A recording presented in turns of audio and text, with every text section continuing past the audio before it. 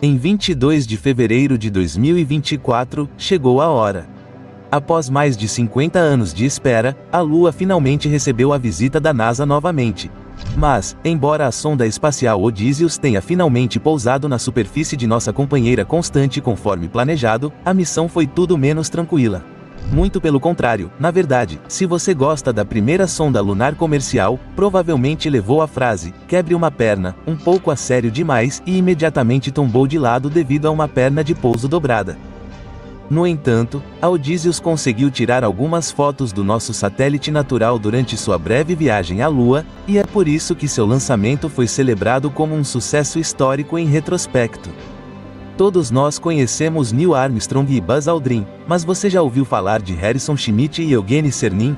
Enquanto os astronautas da missão Apollo 11 são conhecidos por serem os primeiros humanos na história a pisar em outro corpo celeste. Cernin e Schmitt foram os primeiros terráqueos a chegarem perto e pessoalmente da superfície da Lua, em 14 de dezembro de 1972.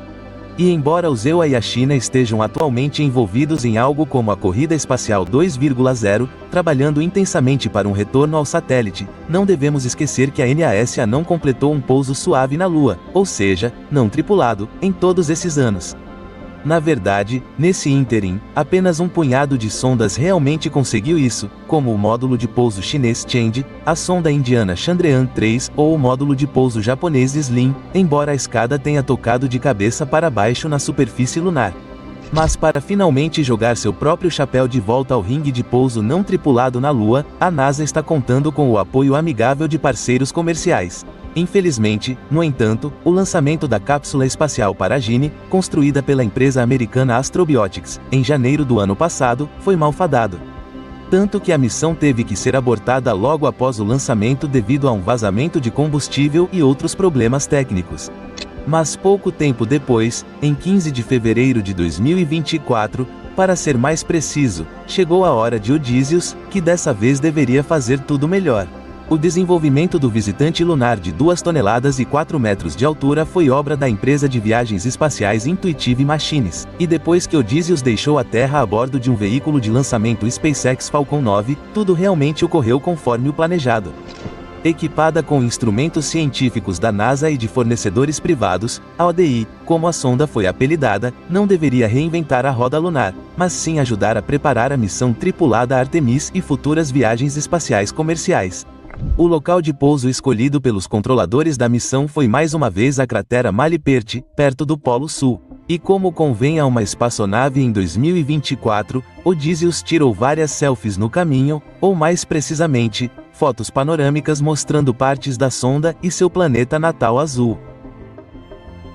Como Odysseus quebrou a perna.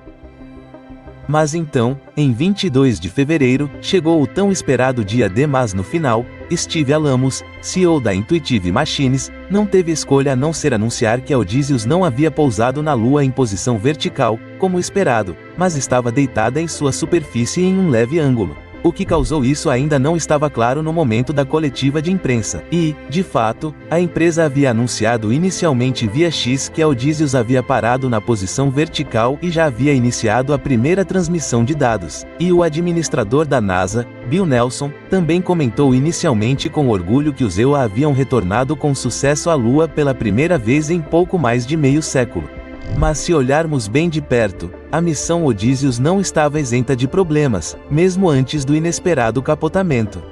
Em 21 de fevereiro, a sonda ligou seus motores para entrar em uma órbita lunar baixa. Os motores mencionados funcionavam com metano líquido e oxigênio e eram essenciais para as manobras de frenagem, mas, aparentemente, os sensores, que também eram essenciais para a aproximação do pouso, não funcionaram corretamente. Como resultado, a equipe de solo decidiu mudar para um sistema desenvolvido pela NASA. Especificamente, esses eram os sensores do Doppler de navegação LAR, um componente baseado em laser que, na verdade, estava a bordo apenas para fins de teste devido à sua natureza experimental. O sistema foi projetado para analisar a distância até o solo e a natureza do local de pouso usando raios laser e seus reflexos no solo. E assim, aconteceu que Odysseus primeiro teve que dar uma volta de honra ao redor da Lua para dar ao sistema LAR tempo suficiente para se preparar. Como muitos mencionaram, o pouso subsequente deveria ser bem sucedido, mas literalmente por bem ou por mal. Embora a razão para a sonda inclinada só pudesse ser especulada no início, as primeiras imagens da câmera finalmente lançaram mais luz sobre a situação. De acordo com essas imagens, os autorretratos de Odysseus mostraram que a sonda estava inclinada cerca de 30 graus para o lado na superfície lunar porque uma de suas pernas de pouso estava dobrada. A perna quebrada da sonda provavelmente ocorreu devido a uma velocidade de descida excessivamente alta. Odysseus deveria, na verdade, se aproximar da superfície a uma velocidade de 1 metro, mas os problemas com o sistema de navegação fizeram com que ele descesse 3 vezes mais rápido. Ao mesmo tempo, a sonda também se desviou para o lado, razão pela qual não pousou na vertical e com muito mais força do que o planejado na Lua. Além disso, no entanto, também havia boas notícias a serem relatadas. Embora o OD tenha literalmente enfrentado problemas, seus instrumentos científicos funcionaram em grande parte conforme o desejado. Felizmente, as cargas úteis que deveriam coletar dados após o pouso não estavam no lado da sonda voltado para a Lua. No entanto, o incidente não passou despercebido para todos os componentes, e a antena principal projetada para transmissões de banda larga estava desalinhada pelo tombamento. Como resultado, os dados inicialmente só puderam ser transmitidos por meio da antena de baixo ganho menos potente, razão pela qual as primeiras imagens da câmera atrasaram um pouco no início. Felizmente, no entanto, os especialistas conseguiram otimizar a transmissão de dados e, no entanto, o período de suspense estava apenas começando.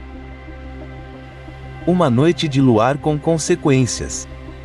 O que à primeira vista parece ser uma fotografia do Sol se pondo no horizonte lunar é, na verdade, nada menos que uma foto de despedida da Lua. A fase ativa do Odysseus já havia acabado na noite de 1º de março de 2024, não devido a outra reviravolta, mas por causa do amanhecer da noite lunar. O motivo pelo qual a equipe de solo da Intuitive Machines colocou a sonda em hibernação é fácil de explicar. Sem luz solar, os módulos solares não conseguem mais fornecer energia a Odysseus. E, no entanto, naquele momento, os especialistas ainda esperavam que a sonda acordasse após a segunda noite lunar e continuasse sua missão.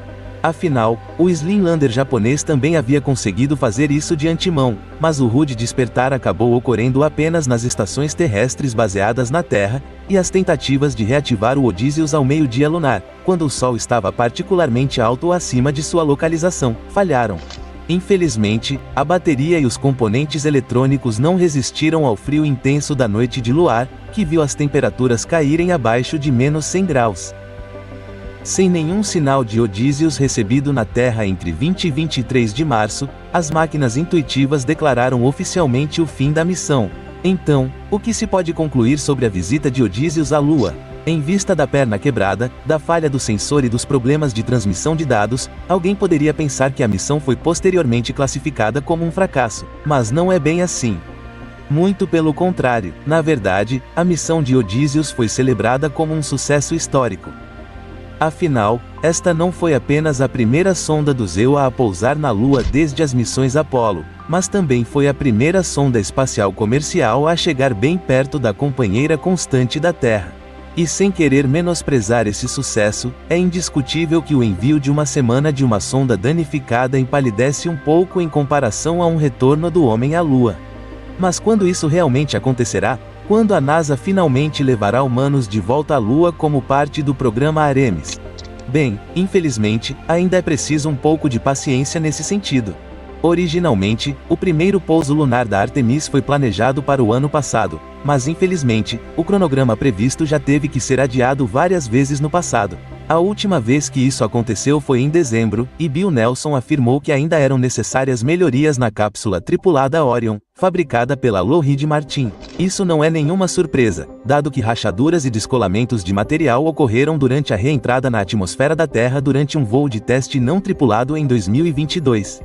E, de fato, os astronautas da Artemis devem completar um teste antes de finalmente pousarem na superfície lunar. Em detalhes, o programa inclui uma missão separada na qual os astronautas voam ao redor da Lua sem realmente pousar nela.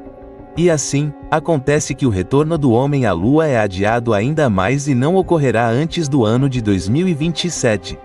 E ainda assim, se o programa Artemis for implementado, Christina Koch será a primeira mulher a pisar na Lua junto com Reed Wiseman, Victor Glover e Jeremy Hansen. E agora você está convidado a clicar no botão de inscrição. Basta dar um joinha e clicar em se inscrever para não perder mais nenhum vídeo nosso. Nos vemos em breve.